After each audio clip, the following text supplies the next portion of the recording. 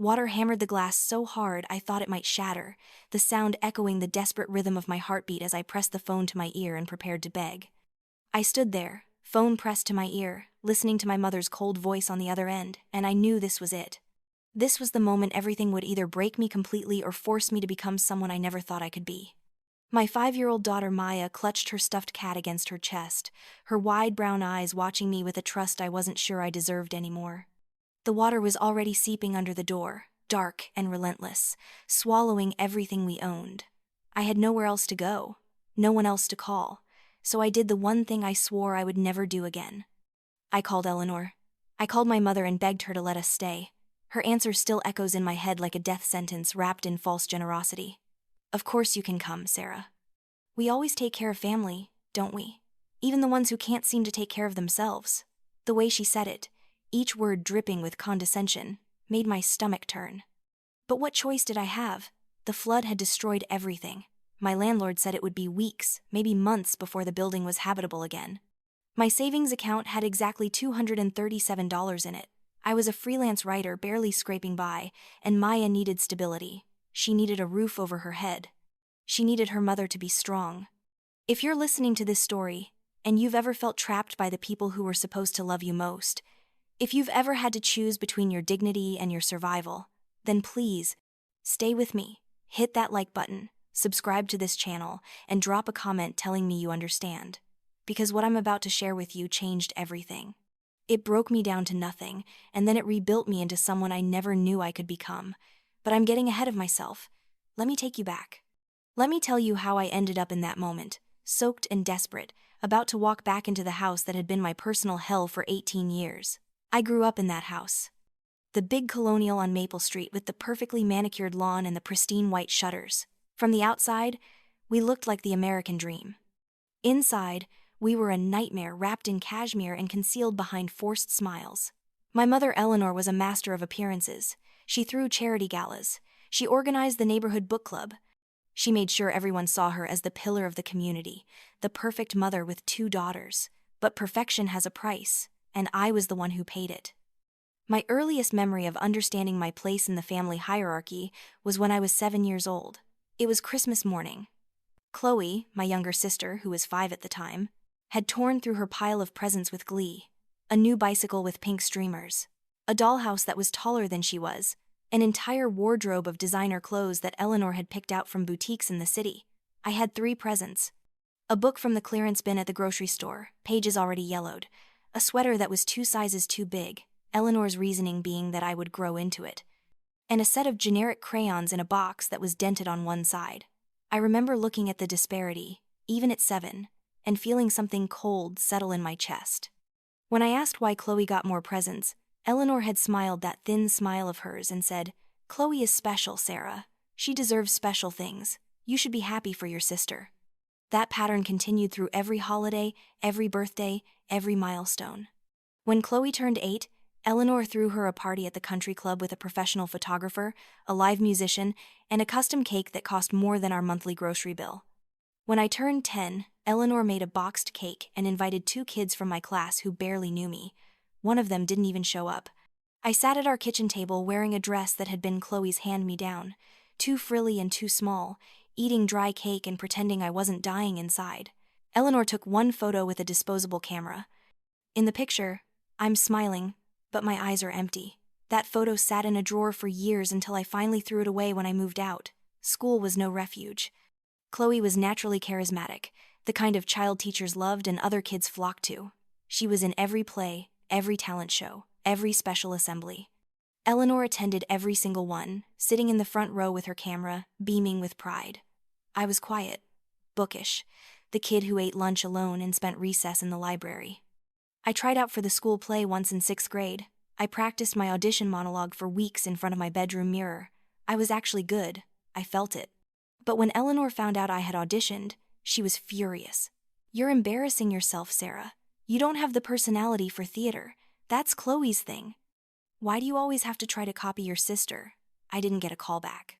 Years later, I learned that Eleanor had called the drama teacher and told her I wasn't interested anymore, that I had dropped out. Eleanor had made the decision for me and never told me. She erased my chance before I even had it. My father Richard was a different kind of problem. He wasn't cruel like Eleanor. He was absent in a way that somehow hurt more. He worked long hours as an accountant, came home, ate dinner in silence, then planted himself in front of the television until he fell asleep in his chair.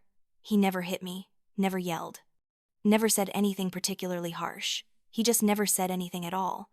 I craved his attention so badly as a child that I used to bring him my report cards, all A's, hoping for a smile or a word of praise. He would glance at them, nod once, and say, "That's good, Sarah. Keep it up." Then he would go back to his show. When Chloe brought home a report card with B's and C's, he would ruffle her hair and call her his little princess, tell her she was doing great. The disparity was crushing. I tried everything to earn their love. I cleaned the house without being asked. I cooked dinner when Eleanor was too busy with her committees. I tutored Chloe in math when she was struggling, even though she never thanked me. I babysat her for free every weekend so Eleanor and Richard could go out. I made myself as small and as useful as possible, thinking that if I just tried hard enough, eventually they would see me. Eventually they would love me the way they loved her. But the more I tried, the more invisible I became. I was the built-in maid, the backup daughter, the one who existed to make everyone else's life easier. High school was a special kind of torture. Chloe was a freshman when I was a junior, and she immediately became the most popular girl in school. She was a cheerleader, dated the quarterback, got invited to every party. I had 2 friends, both fellow outcasts, and we spent most of our time in the art room working on projects no one would ever see. I had discovered writing by then, pouring all my pain and confusion into notebooks I kept hidden under my mattress. Writing was the only place I could be honest. The only place I could say what I really felt without fear of judgment or punishment. Eleanor found my notebooks once when I was 16. I came home from school to find her sitting on my bed, reading through pages of my most private thoughts. My face burned with humiliation and fury. "Those are private," I said, my voice shaking. She looked up at me with disdain. "You live in my house, Sarah. Nothing you have is private." Then she read a passage out loud, one where I had written about how alone I felt, how I wished I had been born into a different family. She laughed. "Such melodrama. You think you have it so hard? You have a roof over your head, food on the table, clothes on your back, but all you do is complain and feel sorry for yourself. This is exactly why no one likes you, Sarah. You're exhausting." She dropped the notebooks on the floor and walked out. I sat on my bedroom floor, gathering the pages, feeling something inside me crack. That night, I burned all my notebooks in the backyard fire pit. If my truth was that repulsive, then maybe I should just stop having one. I thought college would save me. I applied to schools on the other side of the country, dreaming of escape. I got into several good universities, including one with a full scholarship for creative writing. I was elated. For the first time in my life, I had succeeded at something big, something that was entirely mine. I showed Eleanor the acceptance letter with trembling hands. She barely looked at it. "That's very far away," she said. "What about community college here? You could live at home and save money. Plus, Chloe is going to need help adjusting to high school." I stared at her. "Mom, this is a full scholarship. I don't have to pay anything. It's one of the best writing programs in the country." Eleanor's face hardened. "Don't be selfish, Sarah. This family needs you here. What would people think if you just abandoned us? You'd be proving that you're just as self-centered as I always knew you were." I wish I could say I fought back. I wish I could say I packed my bags and left anyway, but I didn't. I was 18 years old and I had been trained my entire life to believe that my wants didn't matter, that putting myself first was a moral failing, so I turned down the scholarship. I enrolled in community college. I lived at home, and I watched my dreams disappear like smoke. Community college was fine. The classes were easy. I worked part-time at a coffee shop to save money, thinking maybe I could transfer after a year or 2. But Eleanor always needed something. "Can you pick up Chloe from cheer practice? Can you help with the charity gala planning? Can you watch the house while we go on vacation?" Every time I saved a little money, there was a family emergency that required my contribution. Richard's car broke down and they needed to borrow money from me. Eleanor's event needed extra catering, and could I chip in? Chloe needed a prom dress, and wouldn't I want to help my little sister have a special night? I gave and gave and gave until there was nothing left to give. I met James at the coffee shop during my second year of community college. He was 24, charming in a rough-edged way, with a smile that made me feel like I was the only person in the room. He worked in construction and had dreams of starting his own company. He listened when I talked. He seemed genuinely interested in me. After a lifetime of being invisible, his attention was intoxicating. We started dating, and for the first time, I felt chosen. He would show up at the end of my shifts with flowers from the grocery store. He called me beautiful. He made me laugh.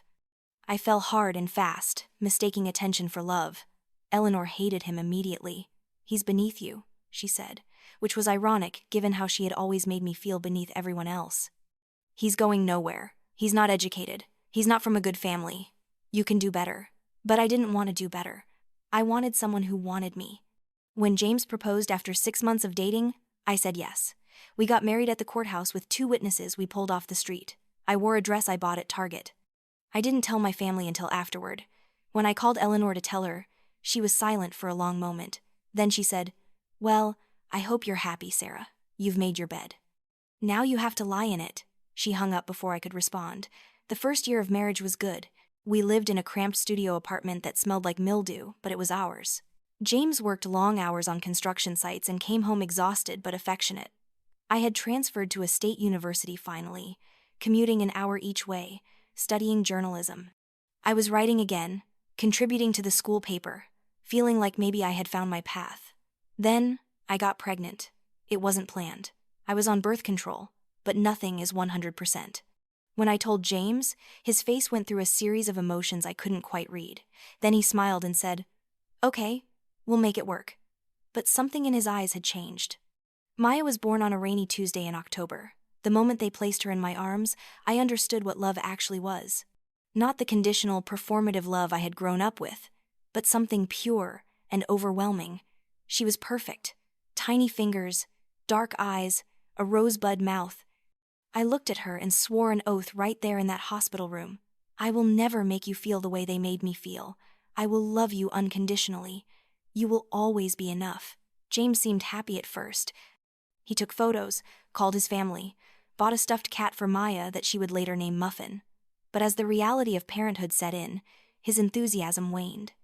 He complained about the crying, about the lack of sleep, about how I was always busy with the baby, about how I had gained weight during pregnancy and wasn't losing it fast enough, about how our tiny apartment felt even smaller with a baby in it. I tried to do everything. I took care of Maya, kept the apartment clean, cooked meals, and still went to my classes. I was exhausted all the time, running on coffee and sheer will. James started staying out later after work, going to bars with his coworkers, coming home smelling like beer and cigarettes. When I asked him to help more with Maya, he would say he worked all day and deserved to relax. When I tried to talk to him about how overwhelmed I was, he would say I was being dramatic, that plenty of women handled motherhood without complaining all the time. The criticism was constant and casual, little cuts that added up to a gaping wound. I called Eleanor once during this time, desperate and sleep-deprived, hoping for some maternal wisdom or support. She listened to me cry about how hard it was, how alone I felt. Then she said, "Well, Sarah, this is what happens when you make impulsive decisions. You married a man you barely knew and got pregnant before you were ready. What did you expect? This is your responsibility now. You need to figure it out." She didn't offer to help, didn't offer to visit, didn't even ask about Maya. I hung up feeling worse than before I had called. When Maya was 2 years old, James sat me down and said we needed to talk. His face was serious. I thought maybe he was going to say we should get counseling or that he wanted to work on our marriage. Instead, he said, "I'm not happy, Sarah. I haven't been happy for a long time. You're not the person I married. You're tired all the time. You never want to do anything fun. Everything is about Maya. I feel like I don't even have a wife anymore." I stared at him, trying to process what he was saying. "I'm tired because I'm taking care of our daughter and trying to finish school," I said. "I'm doing everything I can." He shook his head. "I just think we rushed into this. I wasn't ready to be a father. I wasn't ready for any of this. And I don't think I can do it anymore." The divorce was quick and brutal. He moved out while I was at class one day, taking half of everything and most of our savings. He left a note on the kitchen counter that said he needed to find himself and hoped I understood. I later found out through a mutual friend that he had been seeing someone else, a woman from his work who was younger and had no kids. He didn't fight for custody, didn't ask for visitation. He just wanted out, completely and totally. The last I heard, he had moved to another state. He never sent child support, never called to check on Maya, never acknowledged her birthday or Christmas. He simply erased us from his life like we had never existed. I was 25 years old, alone with a 2-year-old, drowning in student loans I hadn't finished earning a degree for, and working 3 jobs to survive. I waitressed at a diner in the mornings, worked at a clothing store in the afternoons, and took freelance writing gigs at night after Maya went to bed. I wrote product descriptions for online retailers. I wrote blog posts for companies about topics I didn't care about. I wrote whatever paid, even if it was just $20 for 1,000 words. My eyes burned from staring at my computer screen. My back ached from standing all day. I existed in a haze of exhaustion and determination. But I didn't call Eleanor. I refused to give her the satisfaction of being right. Maya was my light in all that darkness. Even when things were impossibly hard, she would smile at me with her gap-toothed grin and say something that made me laugh. She was creative and bright, always drawing pictures or making up elaborate stories about her toys. She was kind, sharing her snacks with other kids at daycare even when she barely had enough for herself. She was everything good that had ever come from my life. Every sacrifice was worth it for her. We lived in that tiny 1-bedroom apartment for 3 years. It was in a rough neighborhood, the kind where you heard sirens at night and avoided eye contact with people on the street. But it was affordable. Barely. I decorated it as best I could, with things from thrift stores and garage sales. I painted the walls with leftover paint I found on Craigslist. I hung Maya's artwork everywhere. I made it a home. It wasn't much, but Maya never complained. She never asked for toys we couldn't afford or treats we couldn't buy. She seemed to understand, on some instinctive level, that we had to be careful with money. That understanding in such a young child broke my heart. By the time Maya was 5, I had finally clawed my way to something resembling stability.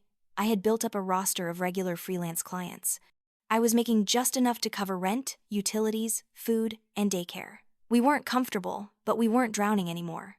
I had even started to think about going back to school part-time to finish my degree. Then Hurricane Beatrice came. The warnings started a week before the storm hit. Everyone was told to prepare, to stock up on supplies, to have an evacuation plan. But evacuating costs money. Hotels cost money. I didn't have money. I did what I could. I bought extra bottled water and non-perishable food. I put important documents in plastic bags. I hoped for the best.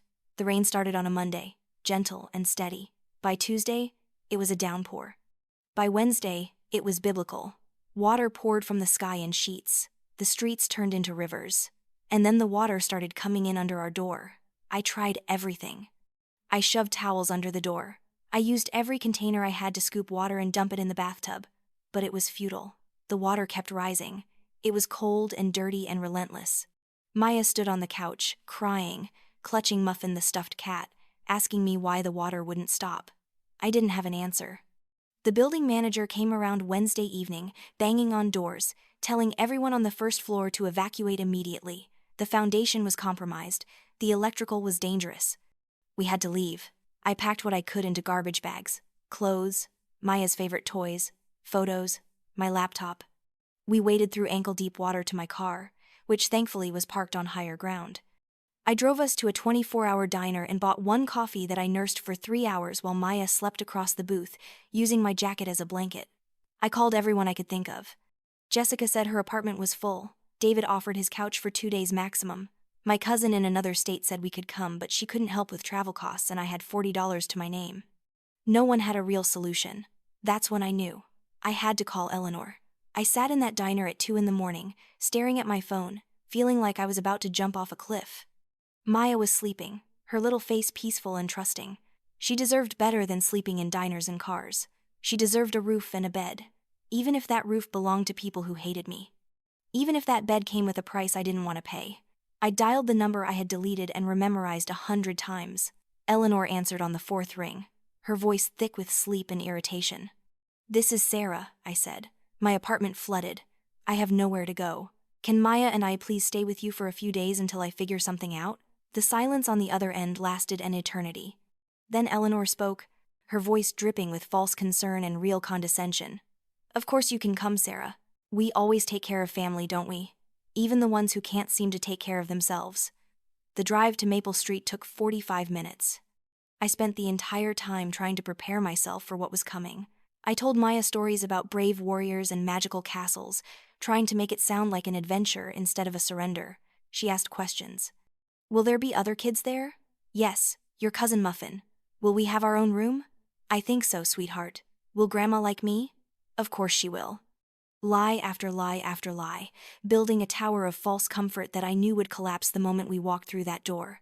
When we pulled up to the house, everything looked exactly as I remembered. The perfectly manicured lawn that Richard spent every Saturday maintaining. The white shutters that Eleanor repainted every 3 years. The brass knocker on the front door that she polished religiously.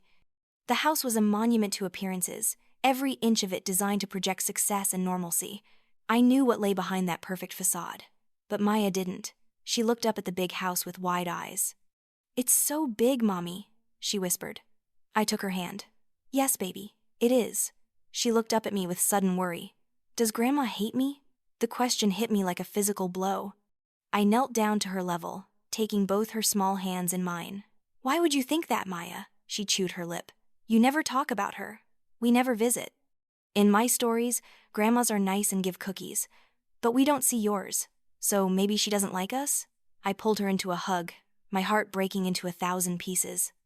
"Grandma loves you," I lied. "She's just been very busy. But now we'll get to spend time with her, and it will be nice." Maya hugged me back, and I felt her small body relax slightly. "Okay, Mommy, I trust you." Those words, "I trust you," were both a gift and a burden I wasn't sure I could carry.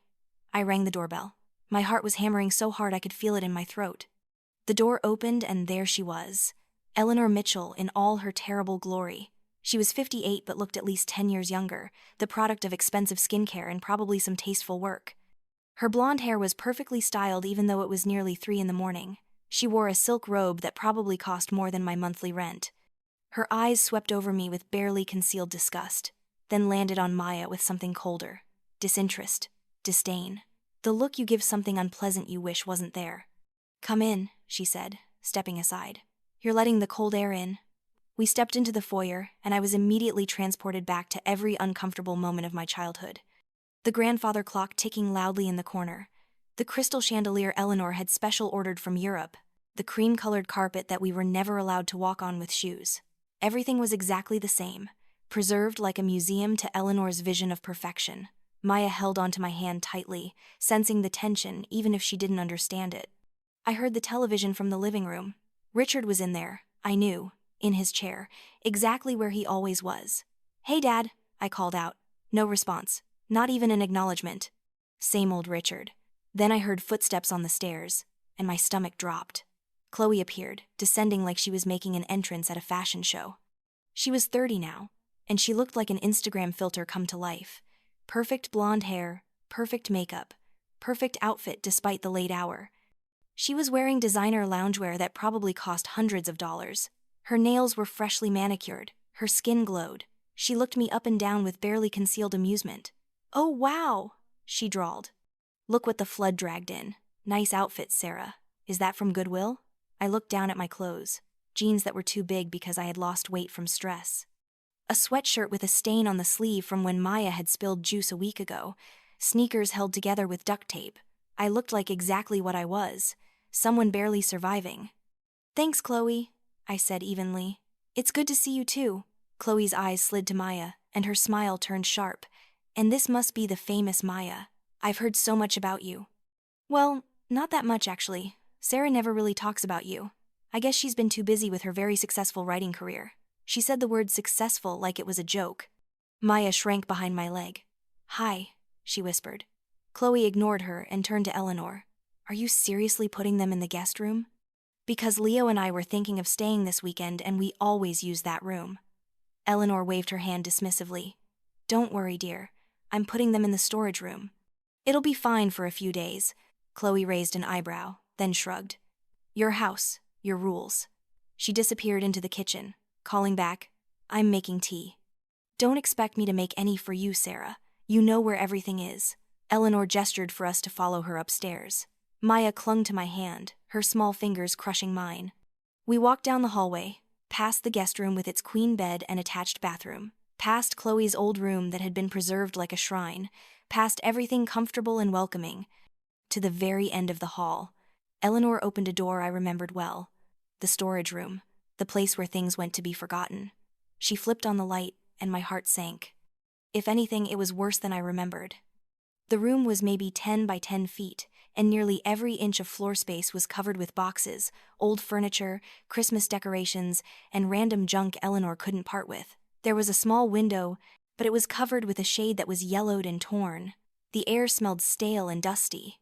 There was nowhere to sit, let alone sleep. "This is where you'll be staying," Eleanor said calmly, like she was showing us a luxury suite. "I'm sure you can make it work. You always were resourceful, Sarah." I felt Maya press closer to me. Her voice was tiny. "Mommy, where's the bed?" Eleanor smiled, that thin, cruel smile I knew so well. "Oh, we don't have an extra bed set up in here, but don't worry. I have something that will work perfectly." She reached behind a stack of boxes and pulled out a large black garbage bag. The kind meant for yard waste. Thick plastic, completely opaque. She held it out to me like it was a perfectly reasonable solution. "You can lay this out on the floor for the child. It'll keep her off the cold ground." I stared at the garbage bag, stared at my mother holding it, stared at the storage room and the boxes and the complete lack of any actual sleeping accommodation. I felt something rise up in my throat: anger, disgust, disbelief. "You want my 5-year-old daughter to sleep on a garbage bag?" My voice came out controlled, but I could hear the tremor underneath. Eleanor's smile didn't waver. "It's better than the floor, Sarah. And it's only for a few days, right? That's what you said. Surely she can manage for a few days. Besides, we don't have anything else." "This is the best we can do on such short notice." I heard Richard's voice from behind us. He had finally dragged himself away from his television to see what was happening. He stood in the doorway, looking at the room, at the garbage bag, at Maya's terrified face. And he laughed. He actually laughed. "At least the kid will be in the right place, next to all the other trash." Then he turned and walked away, his chuckles echoing down the hallway. Maya looked up at me with tears in her eyes. "Mommy, I don't like it here.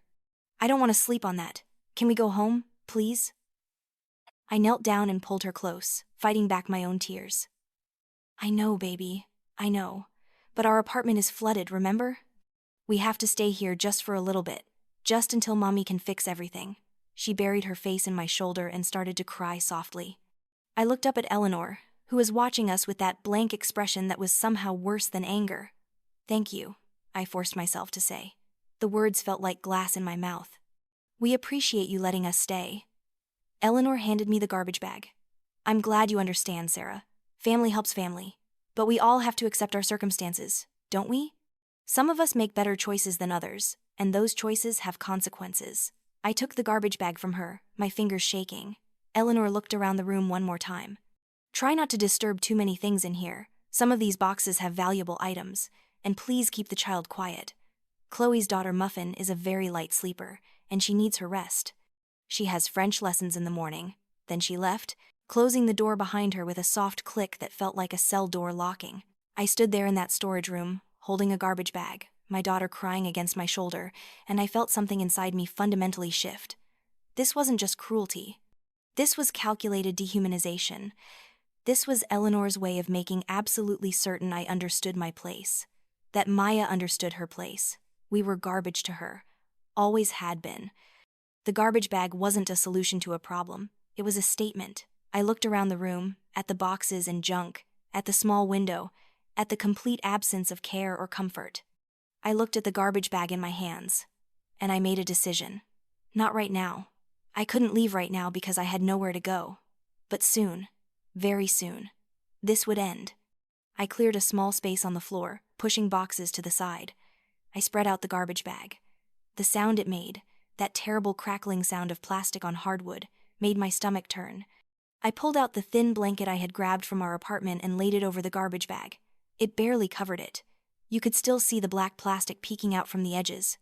Maya looked at it with fresh tears streaming down her face. "I have to sleep on that?" Her voice was so small, so broken. I sat down and pulled her into my lap. "Just for tonight, baby. Tomorrow Mommy will figure out something better, I promise." She didn't look convinced, but she was exhausted. She curled up on the garbage bag with her stuffed cat, and I lay down next to her, wrapping my arms around her small body. The plastic crinkled with every movement. The floor was hard beneath us. The room smelled like dust and abandonment. Maya cried herself to sleep. I stayed awake, staring at the ceiling, listening to my daughter's breathing, feeling the hard floor and the garbage bag beneath us. Around midnight, I heard the door open again. I stayed perfectly still, my eyes closed, pretending to be asleep. I heard Eleanor's footsteps, deliberate and slow. Then I heard the rustle of another garbage bag. I cracked my eyes open just enough to see her setting down a bag of actual trash right next to where Maya was sleeping. Not across the room, not near the door, right next to my daughter. I heard whispers. Chloe had followed Eleanor in. They stood in the doorway, barely visible in the dim light from the hallway. Can you believe she actually accepted this? Chloe's voice was hushed but gleeful. I told you she would, Eleanor responded. Sarah has always been desperate for our approval. She'll accept any scraps we throw her. Well, Chloe said, at least now little Maya can see what happens when you make poor life choices. Maybe it'll be a valuable lesson for her future. Eleanor laughed softly. Bad seeds produce bad seeds, Chloe. That child never had a chance. Not with Sarah as a mother. They stood there for another moment, surveying their handiwork, then left. The door closed again. I lay there in the dark, my arm around my sleeping daughter, and I felt something crystallize inside me. Rage. Pure, cold rage. But also clarity. Tomorrow, I would document everything. Tomorrow, I would start building my case. Tomorrow, I would begin the process of making sure this never happened to anyone else ever again. I reached for my phone, and in the dim glow of the screen, I started taking pictures. The garbage bag Maya was sleeping on. The bag of actual trash Eleanor had just deposited. The cramped, filthy storage room. The boxes looming over us. The single grimy window. I took photos of everything. Then I opened my notes app and began typing. Every word Eleanor had said, every laugh from Richard, every snide comment from Chloe. I documented it all with timestamps and direct quotes. I was building something. I didn't know exactly what yet, but I knew it would matter. The next morning came too early and too bright. The sun filtered through the dirty window, casting strange shadows across the room. Maya woke up with the pattern of the garbage bag imprinted on her cheek. She sat up slowly, looking around at the boxes and junk, and her face crumpled. I thought maybe it was a bad dream, she whispered. I pulled her close. I know, baby. Come on. Let's get cleaned up. We made our way to the bathroom, but Eleanor was already in the hallway. She looked us up and down with obvious displeasure. Please use the downstairs bathroom. This one is for family. She said it so casually, like it wasn't a complete slap in the face. I nodded, took Maya's hand, and went downstairs. The downstairs bathroom was smaller, older, the one that was usually reserved for contractors and cleaning people. The message was clear. After we cleaned up as best we could, we went to the kitchen. The smell hit us first. Bacon, eggs, fresh pancakes, coffee. My stomach growled. I hadn't eaten since the diner yesterday. Maya's eyes went wide at the sight of the breakfast spread on the table. Eleanor was at the stove, wearing a pristine apron, cooking like she was on a morning show. Chloe was already seated at the table with Leo, her husband. I hadn't seen him last night. He was a tall man in his mid-30s, with slicked-back hair and an expensive suit even though it was early on a Thursday morning. Next to Chloe sat their daughter, also named Muffin, though hers was spelled Muffin with a Y because Chloe thought it was more unique. Muffin was 6 years old and looked like a miniature version of her mother, blonde and perfectly groomed in designer clothes. I spotted a pot of oatmeal on the back burner, clearly meant for us. Eleanor gestured toward it without looking at us. There's oatmeal there if you're hungry. Help yourself. She placed a platter of the fancy breakfast in front of Chloe, Leo, and Muffin. Eat up, darlings. You have a big day ahead. I fixed 2 bowls of plain oatmeal and sat at the far end of the table with Maya. She looked at the pancakes and bacon, then at her oatmeal, confusion and hurt crossing her face. She didn't say anything, but I saw her bottom lip tremble. I squeezed her hand under the table. Chloe was talking loudly about a contract she had just secured with a luxury skincare brand. I'm going to be the face of their new campaign.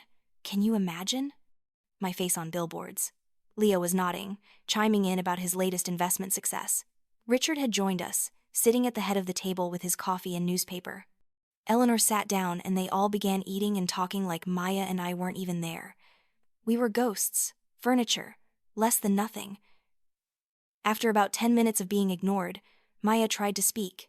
She looked at Chloe and said softly, "Aunt Chloe, that's a pretty bracelet."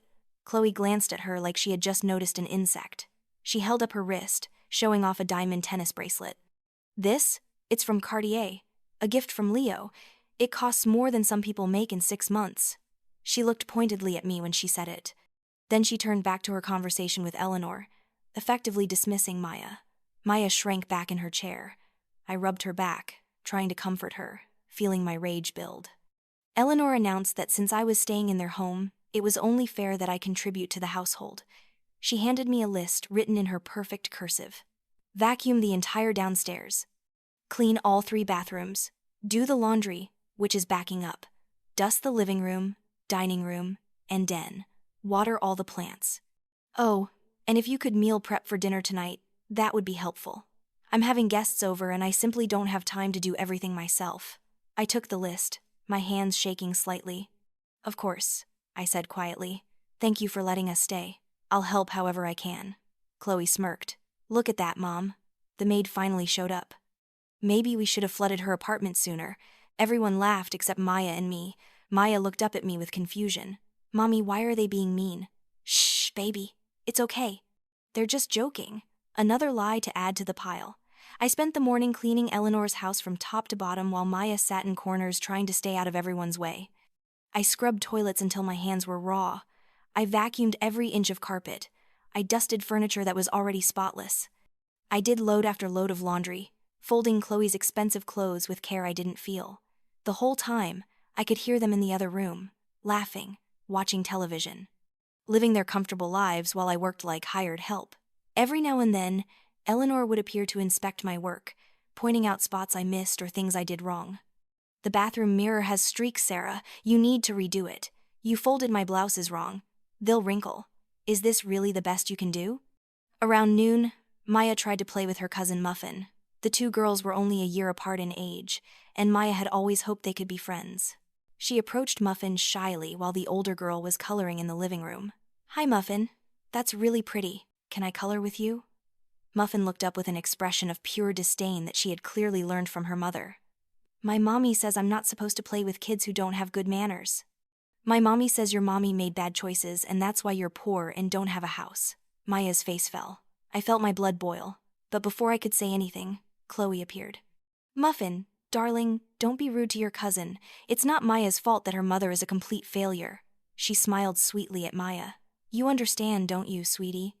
Some people are just born unlucky. Their families don't teach them how to succeed. But that doesn't mean you're a bad person, just that you probably won't amount to much. Maya started crying. She ran to me and buried her face against my legs. I opened my mouth to say something, anything, but Chloe spoke first. Oh, don't be so sensitive, Sarah. I'm just being honest. You've always been too emotional. That's one of your many problems. She took Muffin by the hand and led her away. Come, darling. Let's go to your room, where we can have some peace and quiet. I knelt down and wiped Maya's tears. She looked at me with those big brown eyes, full of hurt and confusion. Mommy, why don't they like us? Are we bad people? The question broke me. No, baby, we are not bad people. They are just having a hard time understanding how special you are. But I see you, and you are the best person I know. She hugged me tightly. Can we leave, Mommy? Please? I want to go home. Soon, baby. Very soon. I promise. I didn't know how I would keep that promise, but I meant it with everything in me. That evening, Eleanor's guests arrived for dinner. 6 women from her book club, all dressed in expensive clothes, all smelling of designer perfume, all ready to eat the meal I had spent the afternoon preparing. Eleanor hadn't asked me to make anything specific, so I had made pasta with marinara sauce and a salad. Simple, but good. I set the table and started serving. Eleanor looked at the food with obvious disappointment. Pasta, Sarah? Really? Couldn't you have made something a little more sophisticated? Her friends murmured sympathetically. I just said what we had in the pantry, Mom. I'm sorry. Eleanor waved her hand dismissively. It's fine. What can we expect? She's always been limited in her abilities. Her friends looked at me with pity that felt like judgment. One of them, a woman named Patricia, who had known me since I was a child, said, Sarah, dear, I heard about your situation. It must be so difficult. Eleanor tells us you're struggling quite a bit. I didn't know what Eleanor had told them, but I could imagine. Yes, I said quietly. It's been challenging. But we're managing. Patricia nodded. Well, I always say that hard times build character. Perhaps this will be good for you in the long run. Perhaps you'll learn to make better decisions. I felt the sting of her words but kept my face neutral. Perhaps. Another woman chimed in. And your daughter. What's her name again? Maya, I said. Ah, yes, Maya. Such a unique name. Where is she? Maya was upstairs in the storage room. I hadn't wanted her to be subjected to this dinner party. She's resting, I said. It's been a long few days for her. Eleanor laughed lightly. She's probably better off up there. Children can be so disruptive at adult gatherings. Wouldn't you agree, ladies? They all murmured their agreement. I served them dinner, poured their wine, and then retreated to the kitchen to clean up. Through the doorway, I could hear their conversation. Eleanor was regaling them with stories, and I quickly realized she was talking about me. My oldest daughter, Sarah, has always been a bit of a challenge. She was such a difficult child. Always so needy, always demanding attention. We did everything we could for her, but she never seemed satisfied. She made one poor choice after another. Married the wrong man, got pregnant too young, dropped out of college. Now look at her, living hand to mouth, raising a child on her own. It's really quite sad. One of the women asked, "Do you think she'll ever get her life together?" Eleanor sighed dramatically. I don't know. I want to be hopeful, but Sarah has always lacked the drive and discipline that Chloe has. Some people are just meant to struggle, I suppose. All we can do is offer our support when they fall, even if they don't deserve it.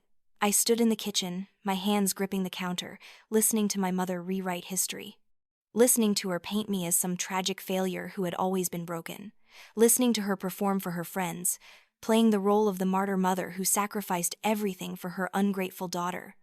I wanted to walk in there and tell them the truth, tell them about the garbage bag, about the storage room, about the years of emotional abuse and favoritism. But I didn't. Not yet. Instead, I pulled out my phone and recorded the conversation. Every word, every lie. I was building my case brick by brick. After the guests left, Eleanor called me into the living room. Richard was in his chair. Chloe and Leo were on the couch. They all looked at me like I was on trial. Eleanor spoke first. "Sarah, we need to discuss how long you'll be staying here." I thought it was just a few days, but it's been almost a week now. I need to know your plans. It had only been 2 days, but I didn't correct her. "I'm working on it," I said. "I've been in contact with my landlord and insurance. It's going to take a few weeks to repair the apartment." Eleanor's eyes narrowed. "A few weeks?" "Sarah, that's unacceptable. We can't have you here disrupting our lives for weeks. You need to figure something else out." I felt panic rising. "I've been looking into other options, but everything is so expensive right now because of the storm. A lot of people are displaced. I just need a little more time." Richard spoke up, his voice gruff. "This is what happens when you don't plan ahead, Sarah. You've always been irresponsible, living paycheck to paycheck like some teenager. Maybe if you had saved money instead of wasting it, you wouldn't be in this position." I bit my tongue, tasting blood. Chloe added her voice to the chorus. "You know, Sarah, maybe this is the universe trying to tell you something. Maybe you need to make some serious changes. Like giving Maya to someone who can actually provide for her." The room went silent. I stared at Chloe. "What did you just say?" She shrugged. "I'm just saying, if you can't even afford a place to live, maybe Maya would be better off with someone more stable, like Mom and Dad, or even Leo and me. We have the resources to give her a good life. You clearly don't." The implication hung in the air like poison gas. They wanted to take my daughter. They wanted to use my temporary hardship as evidence that I was an unfit mother. I stood up, my whole body shaking. My voice came out low and dangerous. "You will never, ever take my daughter from me. Do you understand?" "Never." Eleanor stood as well. "Don't you dare raise your voice in my house, Sarah. We are trying to help you. We are offering solutions. If you can't see that, then maybe Chloe is right. Maybe you're not fit to be a mother." The words hit me like physical blows. I looked at Richard, hoping for some intervention, some defense. He wouldn't meet my eyes. He just sat there, passive and useless as always. I looked at Chloe, who was smirking.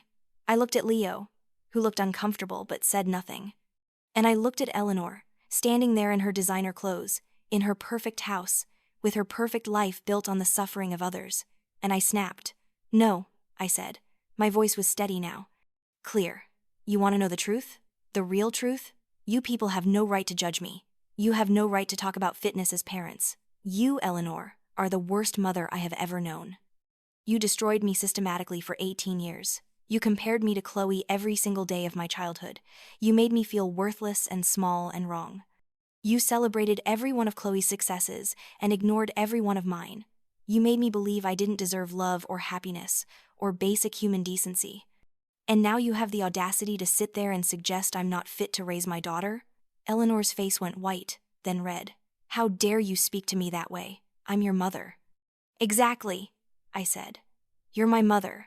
You were supposed to protect me, love me, support me. Instead, you broke me down piece by piece. And you're trying to do the same thing to Maya. You put my 5-year-old daughter on a garbage bag to sleep. A garbage bag. What kind of person does that? Chloe stood up. You're being dramatic, Sarah. It was just a temporary solution. You're always making everything into a tragedy. I whirled on her. And you're no better. You've spent your entire life coasting on their favoritism. You never had to work for their love because they just gave it to you freely. You never questioned why I was treated differently. You just accepted it and benefited from it. You participated in my abuse. You helped them destroy me. And now you're trying to destroy my daughter too. Chloe's face contorted with anger. I'm not destroying anyone. I'm successful because I worked hard, because I made good choices. You're just jealous because you couldn't hack it. I laughed bitterly. Good choices? You married a man for his money. You became a social media influencer selling products you don't believe in to people you don't care about. You're fake, Chloe. Everything about you is fake. The only thing real about you is your cruelty, and you learned that from them. I gestured to Eleanor and Richard. Richard finally spoke. That's enough. You need to leave, Sarah, right now. Pack your things and get out of this house. I looked at him. Finally you speak. 28 years of silence, and this is when you decide to have an opinion. You are the most pathetic excuse for a father I have ever seen.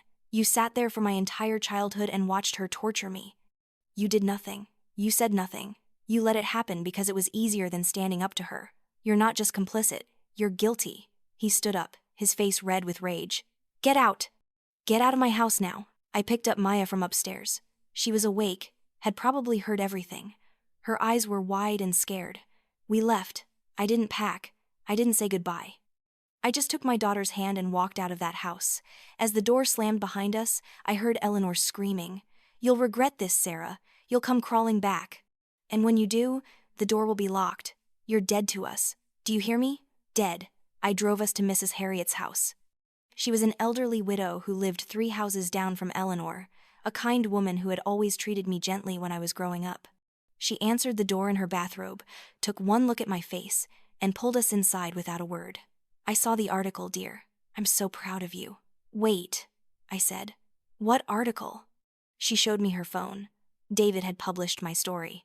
The story I had been writing in my head for 2 days.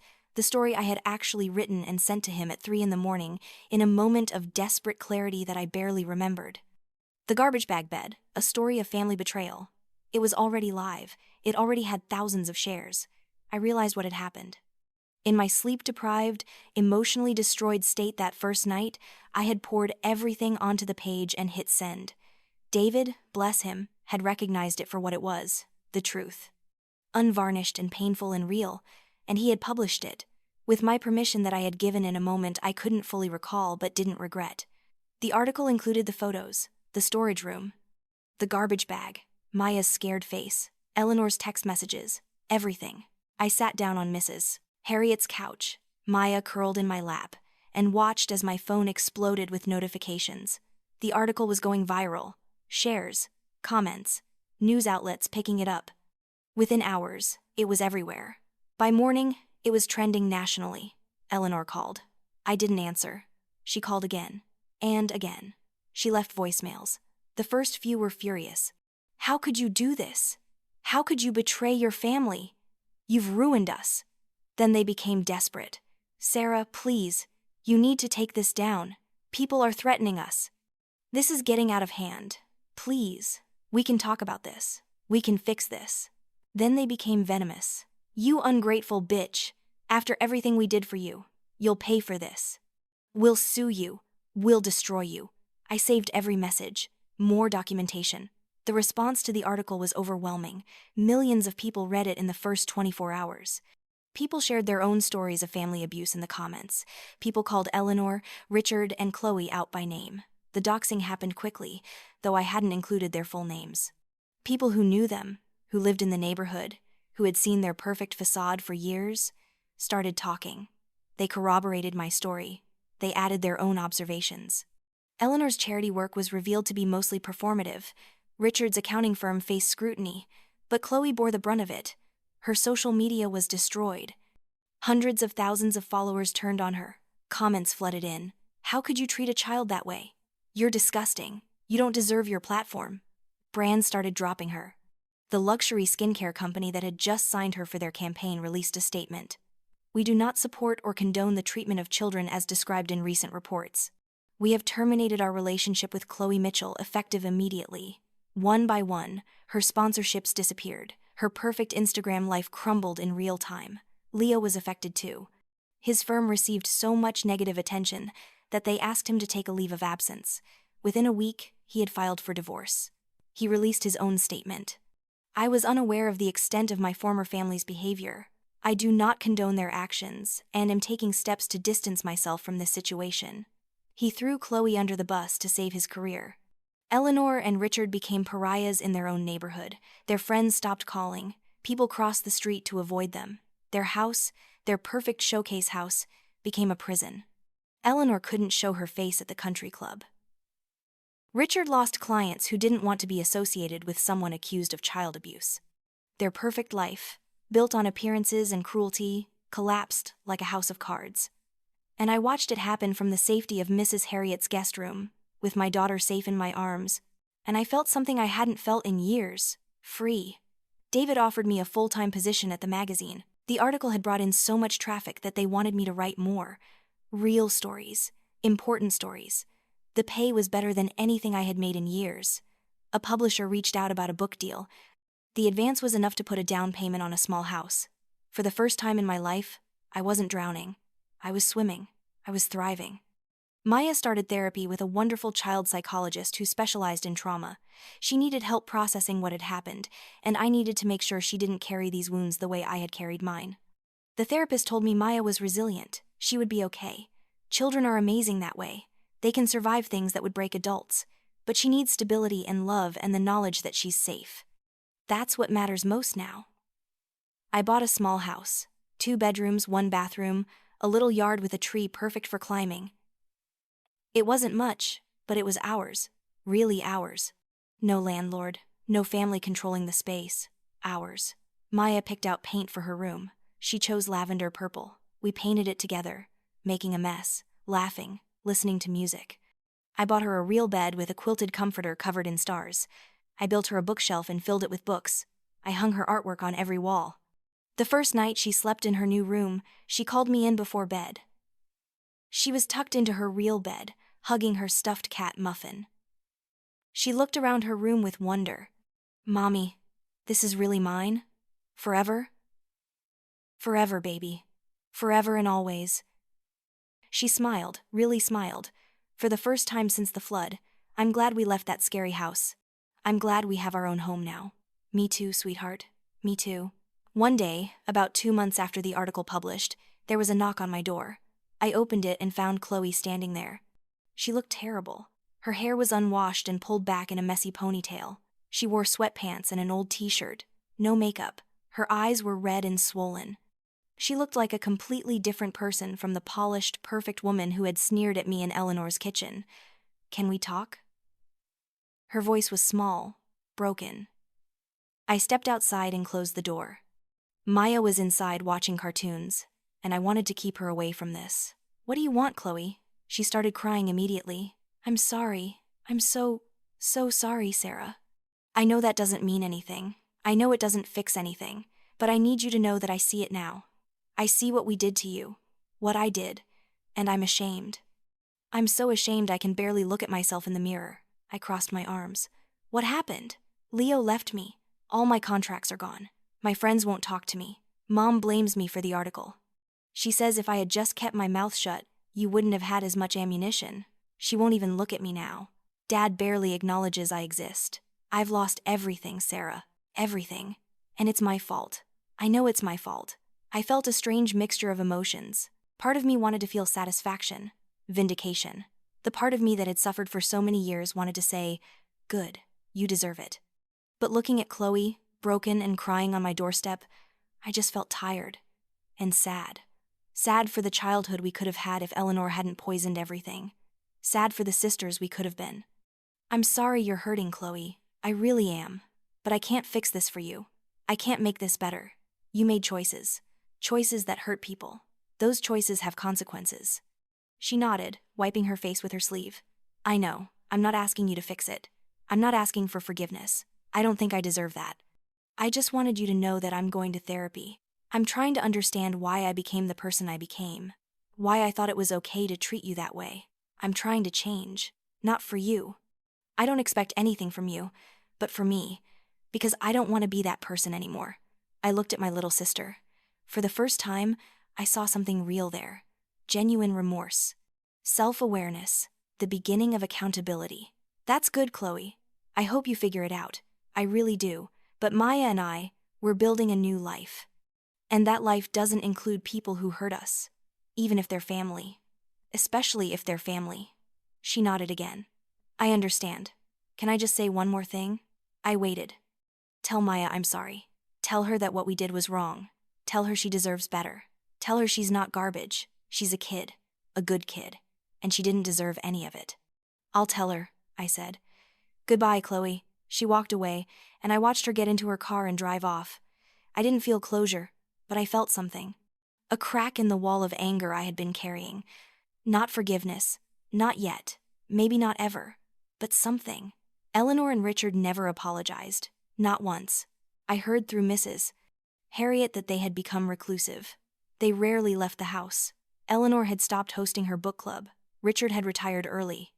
Their perfect life had imploded, and they had no idea how to exist without the facade. Part of me felt bad for them. They were old. They were alone. They had driven away everyone who might have loved them. But mostly, I felt free. Free from the burden of trying to earn their love, free from the belief that I was the problem, free from the weight of their expectations and judgments. They had spent my entire life trying to break me, and they had failed. I started a nonprofit called Seeds in Garbage Bags.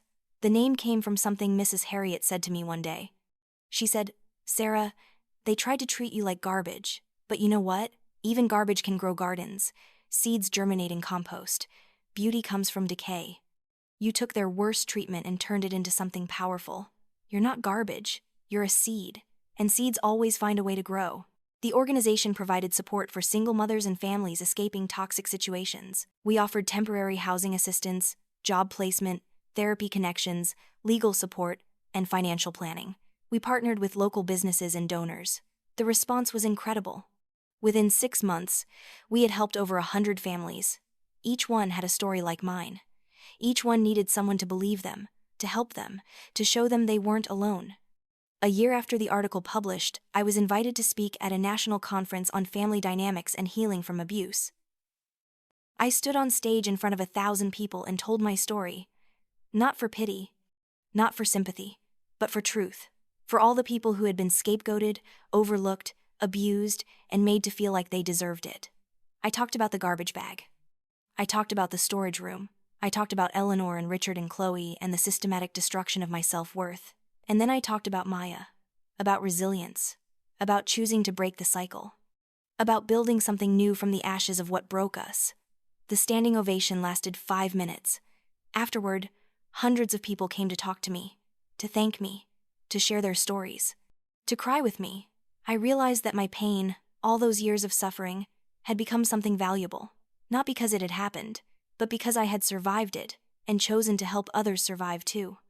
They tried to bury me. They tried to bury my daughter. They put us next to the garbage and expected us to accept that as our place in the world. But here's what Eleanor and Richard and Chloe never understood. You can't bury a seed and expect it to stay down. Seeds don't die in the dark. They germinate. They push through the soil. They break through concrete if they have to. They grow toward the light, always toward the light. And that's exactly what we did. So here's what I want you to take away from this story. If you're in a toxic situation, whether it's family or friends or a relationship, you deserve better. You are not obligated to set yourself on fire to keep other people warm. You are not required to accept abuse because of blood relation. You are allowed to leave. You are allowed to tell your truth. You are allowed to protect yourself and your children. And when you do, when you finally stand up and say, enough, some people will call you ungrateful. Some will say you're tearing the family apart. Some will try to make you the villain. Let them. Your job is not to manage their feelings or protect their image. Your job is to survive and to build something better from the ashes of what broke you. That garbage bag they gave my daughter was supposed to be a humiliation, a final proof that we were worthless.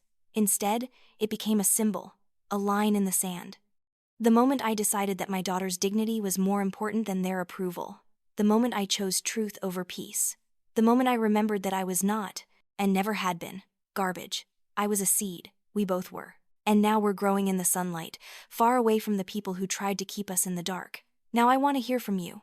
Have you ever had to make the choice between family loyalty and self-preservation? Have you ever been treated like you were less than, like you didn't matter? How did you find the courage to leave, or are you still trying to find it? Drop a comment below and share your story. Let's build a community where we lift each other up instead of tearing each other down. And if this story resonated with you, if you felt seen or heard or understood, hit that like button and subscribe to this channel. Share this with someone who needs to hear it. Because somewhere out there, there's a woman standing in a flooded apartment with a crying child, wondering if she has the strength to ask for help. There's a kid sleeping on a floor somewhere, being told they're worthless. They need to know it gets better. They need to know they're not alone. They need to know they're seeds, not garbage. And seeds always, always grow. Thank you for listening to my story. Thank you for being part of this journey. And remember, you are worthy. You are valuable. You are loved, not because of what you do or who you please, but simply because you exist. Never forget that.